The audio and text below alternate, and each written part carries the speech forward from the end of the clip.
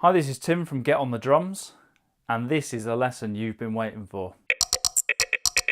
So this lesson is all about what I carry in this trusty case. This has got loads of great stuff in it, and I know you're going to think I'm a bit of a geek for not making it. I didn't make this box, obviously this is made by Hardcase, but I kind of customized the inside. So let's have a look. So I've had this case for probably 10 years. This hard case. They're fantastic. They're so hardy. They stack together. They kind of lock together. They're pretty waterproof if you end up having to leave your drum cases outside. But I wanted this for, I think it's actually to hold some kind of electronics like rack units.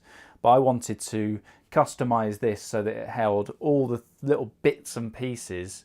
So especially when you're on a gig and it gets to the end of the night, it's usually pretty dark. I wanted to make something that meant that if there was something not in one of these compartments that I knew I'd left it somewhere and I didn't end up leaving it behind. Now I've had this for, as I say, probably about 10 years, and some of the compartments I don't use for what they were meant for in the first place.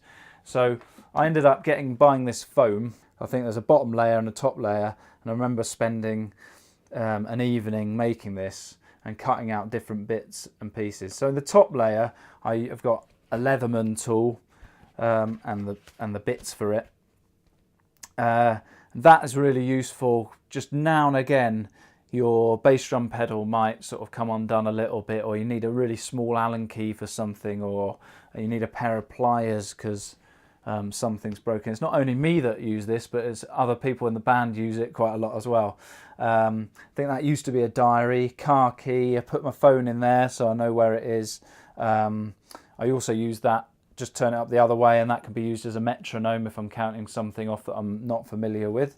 And then loads of this compartment here, loads of little bits and pieces. That is actually a hair clip, but it's great in a windy condition if you're playing outside, just to clip your music on the stand.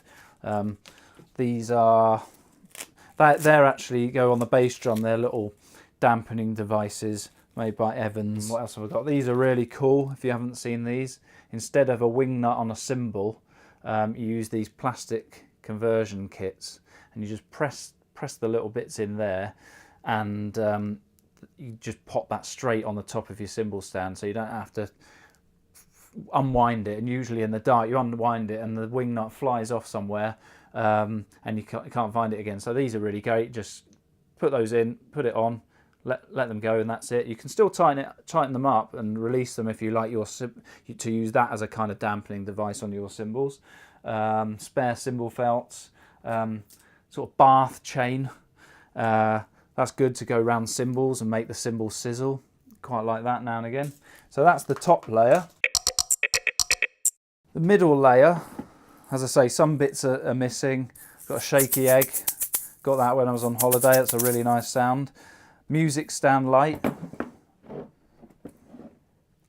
This is made by Mighty Bright, so that clips on, and then you can turn either of these on. Don't think it's got any batteries in.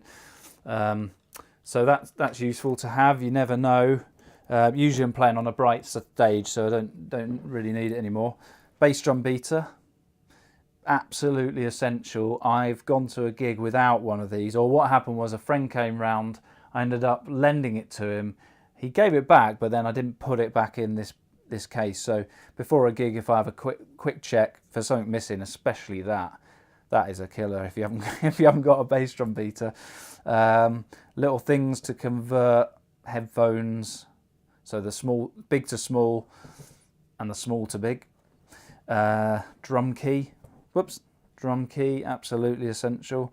Spare hi-hat clutch, that comes in useful sometimes. Space for pens and pencils if you're rehearsing. That did have I've got an old Premiere kit that had an old tom mount in there. I've got some shakers. I've got Bacardi on them. Must have been given that at some point. A wind-up torch. Can't say I've used that, but in an emergency, car breaks down, something like that. So that's a pretty useful layer. And then the bottom layer, it doesn't come out, but I've got all my sticks in there. So I've got a place for the brushes at the bottom, place for the beaters, put hot rods in there, got several sets of sticks. I've got some really small tipped jazz ones. They're called AJ6, made by Vic Firth. Very tiny tips. Enjoyed playing with those for a bit. I don't play with them so much now. The sticks I like are Vater Manhattan 7As. That's what I like, and hot rods as well. So I usually end up putting these back in, getting the sticks out that I need for a gig, putting these back in, and then having that by the floor tom on the floor, and then just resting sticks and brushes just ready to play like that. Beaters, whatever else I need, phone, and then I can just pick them up as I play. And because it's quite thick there, it actually does raise it up off the floor quite a bit. So yeah, great box. Go and get one. So thanks for watching that video. Give us a thumbs up on YouTube, give us a like on Facebook, and head over to the website getonthedrums.com and sign up for my mailing list, and you'll get a free downloads package and some exclusive videos. See you later, have fun, and don't forget, get on the drums.